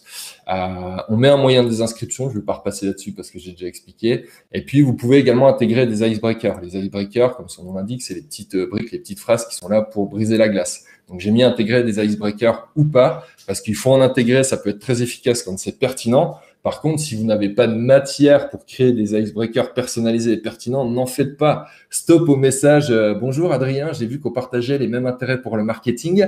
Je travaille dans telle agence et j'ai tel service à te vendre. Enfin, si c'est pas pertinent et si ça n'apporte rien au message, n'en mettez pas, soyez cash, quoi. Allez directement là où vous voulez aller. Après, une petite astuce, si vraiment c'est le bazar et que vous n'arrivez pas à générer d'icebreaker, un petit truc simple, c'est d'aller demander la personne en contact, d'aller inviter la personne sur LinkedIn et vous démarrez votre message par pour faire suite à ma prise de contact sur LinkedIn, je me permets de vous contacter pour. Mais une fois de plus, si vous n'avez pas d'icebreaker pertinent à mettre, n'en mettez pas, quoi. Est-ce que si tu as scrappé, si ta source de prospect, c'est quelqu'un que tu as scrappé depuis un event LinkedIn, par exemple, quelqu'un il veut recibler tous les gens qui ont participé à l'événement aujourd'hui, en les disant, j'ai vu que tu avais participé à l'événement avec Adrien et ton nom sur le cold email. Est-ce que ça, c'est un icebreaker suffisant ou on est encore plus sur un truc plus précis avec, enfin, je sais pas. Non, je pense que c'est un icebreaker suffisant en fonction de ce que tu vas vendre derrière. Si par exemple, moi, ouais, je vais essayer de vendre des campagnes de cold email, bah, je vais lui mettre bonjour, j'ai vu que tu avais participé à tel événement de Valaxy sur la thématique. J'imagine que c'est quelque chose qui t'intéresse. Derrière, je vais développer un petit peu, essayer de creuser la problématique. Mais une fois de plus, les trucs bateaux. J'ai vu sur votre profil LinkedIn que vous étiez CMO. Je sais pas, tu reçois pas des fois, comme vous avez des titres un peu à la con, des titres de fonction à la con chez Valaxy, tu reçois pas des trucs comme ça. J'ai vu Oui, que vous moi, étiez je collectionne les perles d'approche un peu où ils ont tenté un truc qui était des fois tu es dans l'industrie du massage, de l'homéopathie, enfin tu reçois des trucs. Ah, j'ai vu que vous étiez dans l'industrie du drone, moi aussi, est-ce qu'on échange? J'ai vu que vous donc étiez dans voilà. l'industrie du spectacle à Lyon. Non, en fait, non. En plus, si c'est mal calibré, derrière, vous allez obtenir l'effet inverse de ce que vous C'est recherchez. ça. C'est-à-dire que la personne ne va même pas vous calculer, elle va juste se foutre de votre gueule. Donc, si vous avez de la matière pour avoir des icebreakers personnalisés, l'objectif c'est de contextualiser un petit peu votre demande. Faites-le. Si vous en avez pas, ne le faites pas, quoi. Mais surtout, ne mettez pas de trucs bateaux où les gens vont se rendre compte finalement qu'ils sont dans une boucle, qu'ils ont reçu le même message que 500 autres personnes. Et là, vous aurez des résultats super médiocres, quoi. Ensuite, en termes de call to action, ça c'est obligatoire. Il faut vraiment intégrer des call to action dans vos contenus d'email, dans vos calls d'email, parce que si vous en intégrez pas, en fait, ça sert à rien de faire du call d'emailing, quoi. Donc, ce que tu appelles l'appel à l'action, ça peut être une prise de rendez-vous, cliquer sur un lien de landing page, répondre à ton mail, un truc qui incite l'utilisateur à dire si tu veux aller à l'étape suivante, qu'est-ce que tu dois faire pour passer à l'étape suivante. Exactement. En fait, le call to action, c'est ce que vous attendez de la personne à qui vous vous adressez. Donc, ça peut être qu'elle te réponde, ça peut être qu'elle fixe un rendez-vous dans ton calendrier, ça peut être de l'emmener sur une landing page pour une raison ou pour une autre. Mais c'est vraiment ce que vous attendez de la personne à qui vous vous adressez. Et ça, faut le mentionner de façon claire, parce que les gens sont pas devins. Et si vous leur demandez pas quand est-ce qu'ils souhaitent échanger avec vous, il y a peu de chances qu'ils viennent naturellement vers vous pour fixer un rendez-vous. Donc, intégrez des call to action tout le temps dans tous les calls d'email que vous envoyez, quelle que soit l'étape de votre séquence, il y a un call to action qui peut différer en fonction de l'étape dans laquelle vous êtes, mais il faut qu'il y ait toujours un call to action. Et puis, une fois de plus, derrière, j'ai abordé, mais vous pouvez vous appuyer sur des templates de copywriting, pour vous aider à rédiger vos messages, sachant que l'idée, l'objectif, c'est d'être court, d'être concis, d'être clair, et puis d'avoir un ton plutôt familier et informel, puisque de toute façon, ce qu'il faut comprendre, c'est que l'objectif du call d'emailing, c'est de créer une interaction, de créer le démarrage d'une relation, et c'est pas de vendre. L'étape de vente, elle va se faire vraiment après. Donc voilà, vous pouvez vous appuyer sur des templates de copywriting pour vous aider à rédiger. Et après, dernier point que je voulais voir avec vous assez rapidement, c'est sur tout ce qui va être metrics. En termes de metrics, je considère moi qu'il y a des metrics intermédiaires, c'est tous les taux que vont vous donner les outils que vous utilisez pour router vos campagnes. C'est tout ce qui va être délivrabilité, ouverture, réponse, des inscriptions. Mais ne vous concentrez pas uniquement sur ces taux. La métrique la plus importante, c'est l'atteinte de votre objectif. Si votre objectif, dans le cadre d'une campagne de cold emailing, je sais pas, c'est d'obtenir, vous avez 150 personnes et c'est d'obtenir 15 rendez-vous qualifiés, c'est ça la métrique que vous devez regarder in fine. Derrière, ce que j'appelle les métriques intermédiaires, ça va vous permettre de calibrer votre campagne. Par exemple, si votre taux de délivrabilité est mauvais, vous savez que vous devez reprendre le paramétrage de votre campagne, qu'il y a un truc qui ne va pas. Si votre taux d'ouverture il est pas bon, vous savez que vous devez bosser les objets. Si votre tôt de réponse il est élevé, mais que votre taux d'ouverture n'est pas bon, vous savez que ça intéresse, mais que vous devez bosser les objets. A contrario, si vous n'avez pas de réponse, vous savez que le contenu de votre message intéresse pas. Un fort taux de désinscription, faut peut-être reprendre la qualification de votre base de données et puis la segmentation de votre audience. Mais tout ça, ça vous permettra pas de juger de la réussite ou non d'une campagne. Ce qui vous permettra de juger de la réussite d'une campagne, une fois de plus, j'insiste, mais c'est vraiment l'atteinte finale de votre objectif. Je vais vous montrer juste un petit exemple qui est assez parlant. Et après, j'en aurai fini. Alors, je ne sais pas si on voit bien parce que c'est tout petit. Voilà, ça c'est une campagne que j'ai menée pour un de mes clients. Donc on a sur 122 personnes, on a 75% qui ont ouvert, 32% qui ont cliqué, et 35% qui ont répondu. De prime abord, on pourrait se dire c'est une bonne campagne. Sauf qu'en fait, cette campagne, on s'est complètement foiré. Les gens nous ont répondu pour nous dire qu'on s'était complètement foiré et ça a généré 0 € de chiffre d'affaires derrière. Donc après, je peux aller faire le kéké en disant ouais, j'ai des campagnes qui font 35% de taux de réponse, 75% d'ouverture. Il y a des personnes à qui ça suffit, mais in fine, l'objectif n'est absolument pas rempli. Donc une fois de plus, c'est taux de délivrabilité, ouverture, ça vous permet de calibrer vos campagnes, mais derrière, vraiment, concentrez-vous sur l'atteinte de votre objectif. Super clair. Et donc voilà un peu tout ce que j'avais à vous dire. Maintenant, s'il y a des questions, j'y répondrai avec plaisir. Trop cool. C'était super clair. C'était vraiment intense et on a encore pas mal de monde malgré le fait que ça fait 1h15 qu'on soit là. Donc, c'est que ça a dû vraiment intéresser les gens. Moi, j'ai quelques questions. Alors, il n'y a pas beaucoup de questions qui ont été posées. Donc, c'est qu'en plus, ça devait être super clair. Quand on est blacklisté, donc il y a eu cette question, quand on est blacklisté, donc tu fais ton test de livrabilité ou il se trouve que tu as déjà envoyé quelques campagnes de code email, tu n'avais pas fait tes optimisations et ça y est, tu es blacklisté. Est-ce qu'il y a des solutions où tu achètes un nouveau nom de domaine et tu recommences? Alors en gros, quand vous êtes blacklisté, c'est vraiment c'est la merde, il n'y a pas d'autre mot. C'est super difficile derrière d'aller se déblacklister. En fait, tu as des sociétés bien souvent américaines qui gèrent ça. Donc déjà, pour rentrer en contact avec la société, lui expliquer ton problème et obtenir une réponse, ça va te prendre 2 ou 3 mois. Puis après, généralement, tu as aussi des cabinets qui vont se positionner, qui vont te demander des pépettes pour le faire. Donc ça va coûter assez cher. La chose la plus simple à faire si vous voulez être réactif, vraiment, c'est vous passer sur un autre nom de domaine, quoi. Et une fois de plus, c'est pour ça, si vous commencez vraiment en cold email, achetez un nom de domaine à part, faites vos petits trucs de votre côté. Si d'aventure vous êtes blacklisté à terme, voilà, vous avez juste à désactiver finalement ce nom de domaine et ça s'arrête là. Après, une fois de plus, pour être blacklisté, il faut vraiment être un gros bourrin. Faut y aller, quoi. C'est pas du jour au lendemain que ça va se passer, quoi. Faut vraiment bourriner. Ensuite, une autre question, c'était par rapport aux outils que tu as présenté, surtout la partie hébergeur plus emailing. Tu nous as présenté ça parce que c'est ce que tu utilises. Est-ce que pour toi, c'est les outils les plus simples? On est vraiment dans une notion de simplicité. Est-ce que moi, j'arrive, pour avoir moi-même fait 2-3 tutos pour essayer de faire ma config, tu vas chez OVH, c'est catastrophique. Même sur Microsoft, c'est assez compliqué. Est-ce que tu conseilles vraiment ces deux outils, donc essentiellement Ionis et le Google Workspace, et les deux, c'est ceux qui fonctionnent super bien ensemble et avec lesquels tu as, on va dire, la meilleure config? En termes de performance, si vous passez sur des outils comme chez Microsoft avec une boîte Outlook, vous aurez, je pense, des meilleures performances. Par contre, après, alors des meilleures performances, ça va pas jouer de 15%. Hein. Oui, bien Vous sûr. allez taper un 95 au lieu d'un 90, 91. Après, en termes de paramétrage, c'est un peu plus compliqué. Enfin, même, c'est plus compliqué, très clairement. Aujourd'hui, j'ai pris les outils que je vous ai présentés parce qu'à mon sens, c'est vraiment simple. Et puis derrière, vous pouvez aller taper du 92-93% de délivrabilité facilement, sans avoir à vraiment se complexifier la vie. Donc, moi, aujourd'hui, c'est les outils que j'utilise et que je déploie chez mes clients. Ou alors, ils ont déjà un nom de domaine chez un hébergeur. Donc, je vais prendre leur hébergeur. Mais une fois de plus, voilà, Ionos, c'est assez simple vraiment d'utiliser. Et puis le support est super actif. Et puis Gmail, c'est pareil. En fait, tu as des tutos dans tous les sens. Tout est expliqué pas à pas. Si tu as une question, tu as même un support. Tu peux échanger avec les gars alors c'est par chat, mais c'est pareil, ils sont généralement assez réactifs aussi. Ils bloquent pas les informations. Pour reprendre l'exemple d'OVH, tu leur demandes un tuto pour paramétrer, pour faire tes programmations DNS. Le premier truc qui t'envoie, c'est de te dire que t'as pas pris la bonne offre et que sur l'offre que tu as pris, tu peux pas les paramétrer, quoi. Enfin, en 2021, tu peux pas, si tu veux avoir du succès auprès de tes clients, tu peux pas réagir comme ça, quoi. C'est clair. Ok, super clair.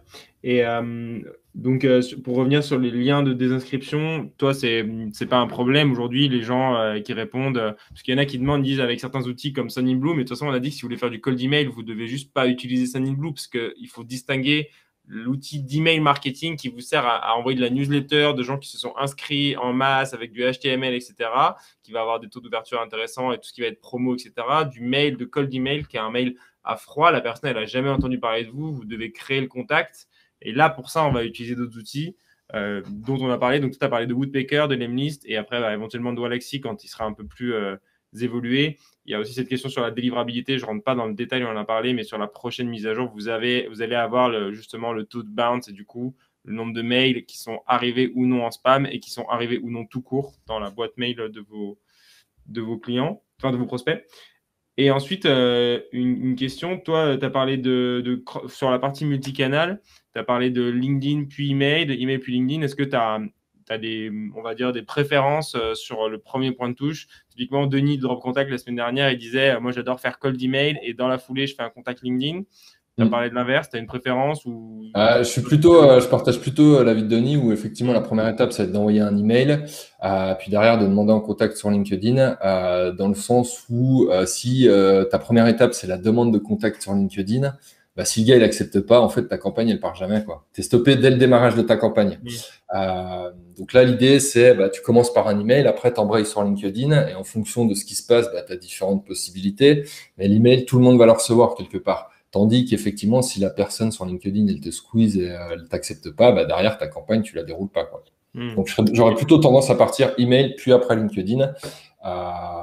Mais après, comme je vous le disais, dans le cadre, si vous avez vraiment rien pour générer des icebreakers, la solution de simplicité, c'est demande de mise en contact et derrière, vous envoyez un email très rapidement. Et dans ce cas-là, il faut pas que LinkedIn, ce soit la place centrale de votre stratégie d'acquisition parce qu'il y a des chances qu'ils n'acceptent pas votre contact, quoi. Effectivement. Mais après, tu as aussi la solution de faire ta prise de contact et s'il ne t'accepte pas, d'aller enrichir l'email pour le contacter par email et s'il t'accepte de dérouler ta stratégie directement sur LinkedIn. Exactement. C'est des trucs qui marchent assez bien.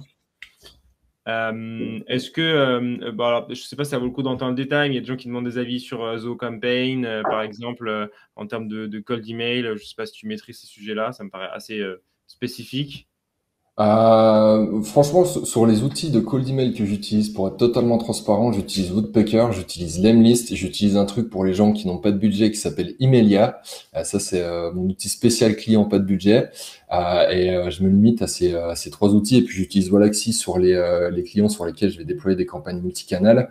Mais après, aujourd'hui, je suis vraiment satisfait de ces outils. Et je suis pas allé creuser plus loin en termes d'outils parce que c'est des outils qui sont relativement simples à utiliser et qui sont efficaces, quoi. Après, sur Zoho Campaign, je pourrais pas dire, j'ai jamais utilisé. Ok.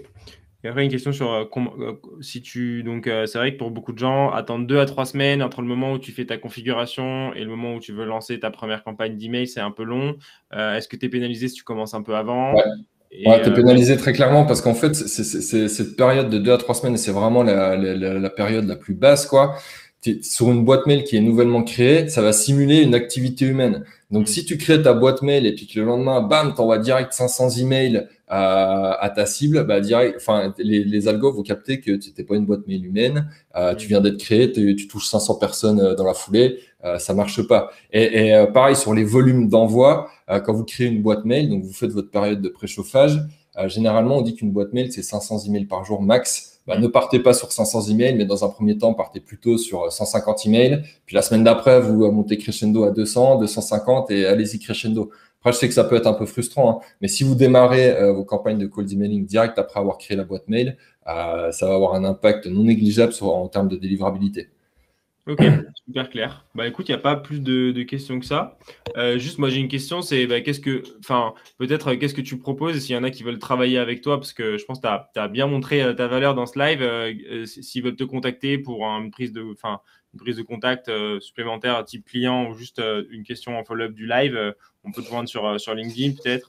Ouais, sur LinkedIn, exactement. J'ai pas de site web. Les coordonnées sont Ok. toujours les plus mal chaussées. Donc, j'ai pas de site web. Donc, n'hésitez pas à aller sur LinkedIn. Et même si vous tapez le nom de domaine anissé.co pour aller sur un site web qui n'existe pas, normalement, vous êtes redirigé sur mon profil LinkedIn. Donc, voilà, je réponds à toutes les demandes. N'hésitez pas, s'il y a des questions, à questionner. Ok, super. Bah écoute, merci beaucoup pour ce live. Il était vraiment très très instructif. Si jamais il y en a qui veulent avoir les. Bon, le replay sera disponible directement après la fin du live là sur YouTube. On en refera une petite com si jamais. On convertit aussi tous nos contenus de ce type-là en contenu article de blog. Donc là, il y a quelqu'un chez nous qui va refaire tout ce que Adrien vous a présenté en complet avec des screenshots, des outils, etc. Et comme ça, vous aurez un article complet qui réexplique tout ce qu'il vous a présenté aujourd'hui. Donc quelque chose qui sera posé à l'écrit. Vous pourrez prendre le temps de déployer en fait de votre côté.